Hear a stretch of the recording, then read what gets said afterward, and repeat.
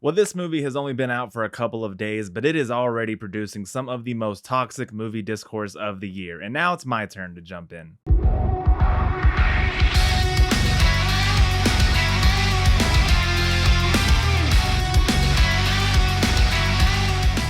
What is going on, everybody, and welcome to my review of 28 Years Later. This is the third installment in the 28 insert measurement of time franchise, or whatever it's called, and the first of a planned trilogy. It is being written by Alex Garland and directed by Danny Boyle. This is a reunion for the two, as they were the writer-director pairing for that iconic first film, 28 Days Later. The basic premise here is that it has been almost 3 decades since the rage virus outbreak began, and all of the United Kingdom has been completely quarantined and essentially abandoned by the rest of the world and left to fend for itself. Our focus is on a small community that resides on an island connected to the mainland by a single causeway. Here is where we meet our young protagonist, who has just reached a certain age where it is time for him to take a ceremonious trip with his father to the mainland to learn about its resources and discover what it has to offer and things that you can get from it in order to contribute to the village once you reach adulthood. There he makes many discoveries, like how the infected have evolved over time, as well as what was there before the outbreak began. But he also discovers that there may be something there that can help him heal his ailing mother. And so once he returns to the island, he sneaks her out to take her back to the mainland in search of that potential aid. I would guess that for a majority of horror fans, this is one of their most anticipated horror releases of the year. And so a lot of hype for this movie has been built up, and I think for very good and valid reason. You know, when it comes to zombie movies, which, make no mistake, these are zombie movies and this is a zombie franchise. I know in the past fans have tried to distance these movies from that label, but these are zombie movies. I'm sorry to break it to you. If it looks like a zombie, walks like a zombie, quacks like a zombie, I'm gonna call it a zombie. But to get back on track, like I was saying, when it comes to zombie movies, I would say that the common consensus is that 28 Days Later is, at the very least, a top 5 all-time movie within the subgenre. And even though I myself am not a very big fan of its sequel, 28 Weeks Later, a lot of people really do like that film. And so now this is a franchise that has set a standard for itself. And so anytime it comes out with a new movie that has that 28 attached to it, a lot of high expectations are going to be placed upon it. And not only is this a movie that is following up 2 already beloved zombie movies, it is also one that was announced all the way back in 2007. It just kept running into constant roadblocks and speed bumps. So it's a movie that we have been waiting 18 years to get, and that just adds even more pressure and more weight to its shoulders. And that can be a scary position for a movie, to have that much pressure and to have that much to live up to. It is not an enviable place to be, especially in the horror genre. We have seen plenty of these long awaited, very spaced out horror sequels get really hyped up, get released, and then fall flat on its face and completely disappoint the entire fan base. Me personally, I share a lot of the same excitement as the rest of the fandom. Like I assumed for them, this was a top 10 most anticipated film, not let alone horror movie, just movie in general of the year for me. So going in, I was carrying my fair share of hype. But before I get into what I thought about this movie, I'd like to ask that while you are here, please consider giving the video a like and subscribing to the channel as well for more movie reviews. Make sure to get down in the comments below and tell me any thoughts you either have on this film or just the entire 28 Days Later franchise in general. I would love to read what you guys have to say. Now let's get this review started. So starting with the positives, and the big question here is, did it live up to all of the hype? Well, I would say that for me personally, I think it did. I really enjoyed this movie. But if you have seen any of the online discourse surrounding this movie, then you already know that it is proving to be a very polarizing movie amongst general audiences. And I can totally understand why. The formula here is for sure changed. This is definitely a different kind of movie when compared to the previous two. This is easily probably the most emotional and and tone of the three movies. Not to say that the other two don't have their emotional moments, but I would say the level of emotion in this movie is much closer to that of a family drama than it necessarily is a hardcore zombie fan. And immediately that is going to turn a lot of you off. But for me, I was totally on board with it. I'm not the kind of fan where I need every movie in a franchise to consistently go for the same thing movie after movie after movie, with only making a couple of minor tweaks and adjustments here and there. Not that there's anything wrong with if that is what you want. Just for me personally, I'm okay with making drastic changes in order for this movie to differentiate itself from its predecessors. And this is a franchise in particular where I think it makes a ton of sense to make those drastic changes because it's right there in the name. This movie is taking place 28 years after the events of the previous two movies. And so in my opinion, a lot of things should be different, not only for the people within the movie, but for the viewers as well. Given that big time jump, I think this movie would make less sense if it was still operating on the same level of chaos as the first two movies, because that would mean that all of this time has went by and the people living in this world are no more capable of surviving in this situation now than they were when it all began, and I would have a hard time buying that. So the slower pace and more of an emphasis on drama and the human to human dynamics, I had a really easy time digesting that, and I think it made for a much more emotionally dense experience. The character work here is responsible for a lot of that. Performance-wise, I think across the board, everyone does a fantastic job. Aaron Taylor Johnson, though not as prominent in this movie as I thought he would be, is rock solid. Jodie Comer gives a beautiful but heartbreaking performance as the mother. I think she will be the one that a lot of people come away being the most impressed with. And Ralph Fiennes is Ralph fucking Fiennes. I mean, he's incredible. Saying he did good in a movie is like saying the sun is hot. It's just a given.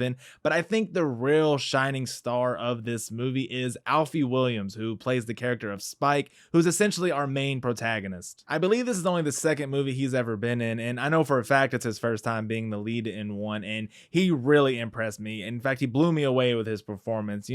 My hatred for child actors and child characters in horror has been well documented on this channel, and when I started to notice that it would be one leading this movie, I began to get really nervous, especially in this franchise, because I've already been down this road. The kids are my biggest problem with 28 Weeks Later. I think they absolutely tank that movie, but 28 Years Later was very quickly able to win me over with the character of Spike. He's vulnerable and very outwardly terrified. He doesn't try to hide behind a brave face, but he is also willing to do anything that he must to help his mother. And being a certified mama's boy like myself, and someone who also just recently lost their grandmother to a sickness, he really resonated with me, and I found him to be a very endearing character.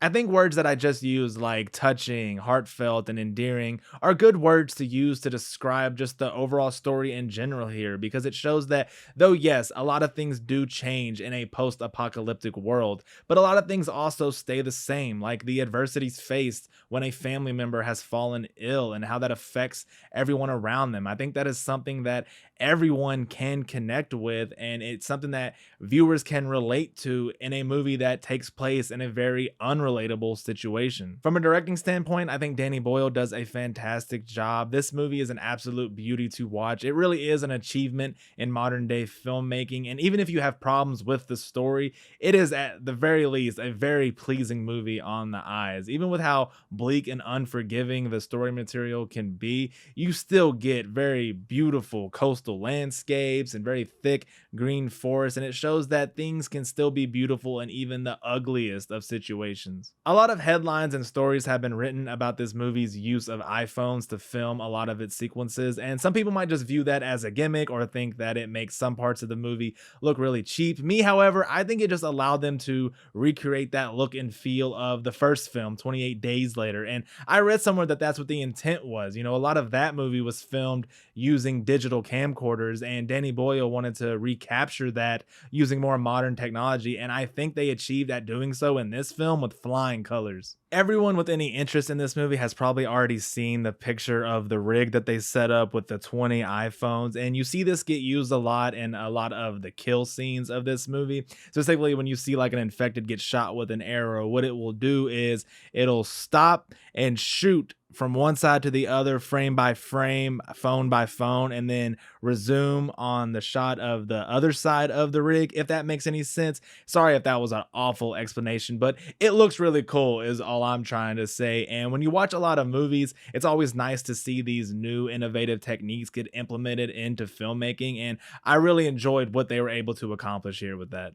Danny Boyle also just does a really good job at always giving you something to look at. I never felt like this movie ever experienced a lull or anything like that. Even in some of the slower moments where you might just have two people walking, there's always something popping up on screen, like quick flashes of the infected feeding on something or montages of old film and war footage. There's just always something to look at to keep you engaged and locked in. And it's so effective at maintaining that feeling of uneasiness within you that these movies have always done a really good job at creating and maintaining. Going into this movie, one of the things that I was most curious about was to see how the infected have changed over this time jump. How have they progressed or regressed or evolved in any kind of way? And they do have some new things to offer, some big, some small. I mean that figuratively and literally, because zombies don't really have a need for clothing, and so as all this time has gone by, those clothes have began to rip and fall off. And there's really no easy way for me to say this, but when you go see this movie, just be prepared. You're gonna see a lot of wiener.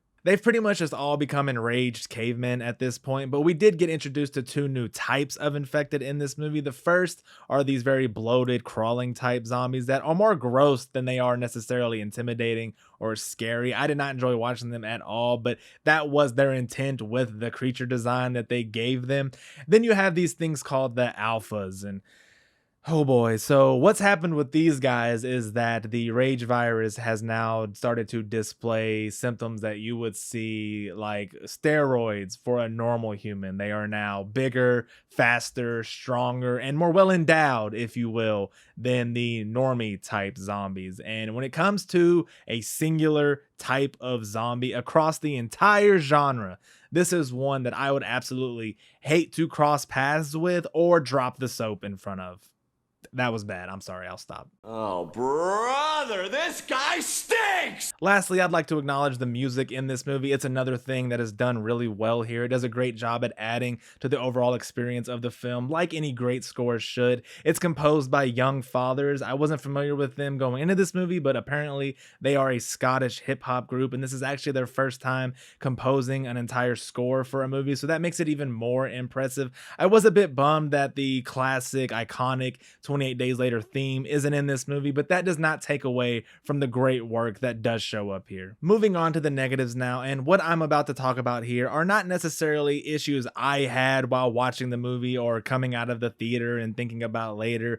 These are more so things that I noticed that I think explain why we are already seeing a really big split amongst the fan base, with some people absolutely loving this movie, saying it's the best in the franchise, and then you have the other side that downright hates this movie. The first thing I think is that this is easily the least scary of the three films thus far. Now, I'm not someone that ever really gets scared in movies. I can count on one hand, or really three fingers, how many movies have actually scared me in my adult years. But there are a lot of horror fans that are horror fans because they like the feeling of getting scared while watching a movie. And I just don't think that 28 years later prioritizes that part of the experience. So if that is what you prioritize when judging a horror movie, you might come out of this movie feeling like it was really lackluster in that regard. A big reason for that is that I think this is also the least zombie focused of all of the movies, at least in a traditional sense. Aside from the alphas, when the infected are on screen, it's either done in very quick flashes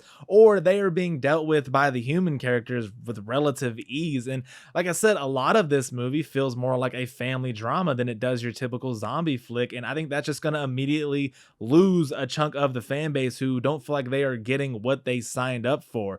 Like I said earlier, for me personally, I enjoyed the change of tone and pace, but there are just a lot of people who are not going to be able to get on board with that and feel like it is too far of a departure from what they know and love with the previous films.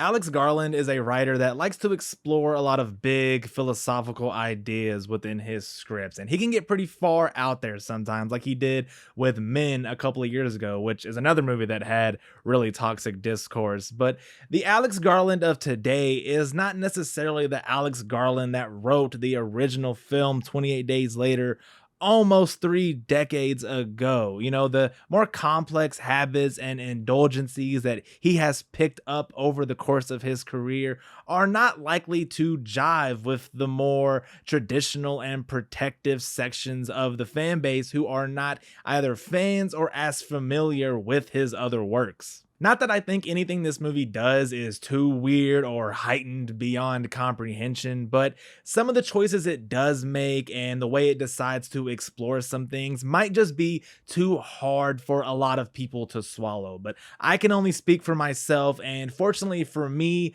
I enjoyed the experience that this movie gave me. So guys, your liking or disliking of this movie is going to strictly depend on how adaptable you are to the changes in direction and focus that it makes. If you are dead set on wanting to get the same experience you got from the previous two films and you just will not accept anything else, then the unfortunate truth here is that you just are not going to enjoy this movie. But if you are more like me and are more welcoming to these new ideas being introduced to this beloved IP and franchise, then I think you will have a good time and enjoy the things that this movie is trying to do. In my final opinion, this movie definitely lived up to the hype for me. I did not get what I expected to, but that does not mean that I got something worse. I think this blows past 28 weeks later, and I think it earned the right to bear the name and contribute to the legendary legacy of 28 Days Later. For all horror fans, I definitely recommend you go check this out in theaters, while still acknowledging